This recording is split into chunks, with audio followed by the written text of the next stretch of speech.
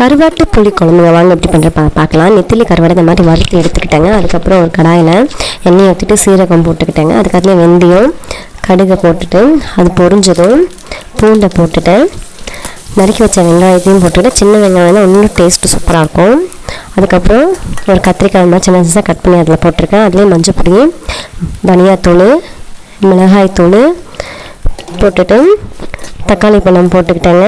அதுக்கப்புறம் உப்பு எவ்வளோ தேவையோ அவ்வளோ போட்டுட்டு நல்லா வதக்கிக்கிட்டேன். இந்த மாதிரி வதங்கினதும் புளிக்கு ஒரு லெமன் சைஸ் புளியை கரைச்சி அதில் ஆட் பண்ணியிருக்கேன்.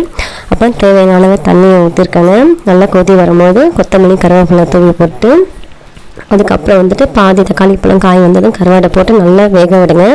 நல்லா இந்த மாதிரி கிரேவி டைட் ஆனதும் அதுக்கப்புறம் சாதத்தோடு வச்சு சாப்பிடுவோம். டேஸ்ட் அல்டிமேட்டாக இருக்கும். அடுத்த நாள் காலையில் இன்னும் சூப்பராக இருக்குங்க. நான் அடுத்த நாள் காலையில் வச்சுருந்தேன், சாப்பிட்டு பார்த்தா சூப்பராக இருந்துச்சு. இந்த மாதிரி நீங்களும் ட்ரை பண்ணி பார்த்துட்டு சொல்லுங்கள் ஃப்ரெண்ட்ஸ்.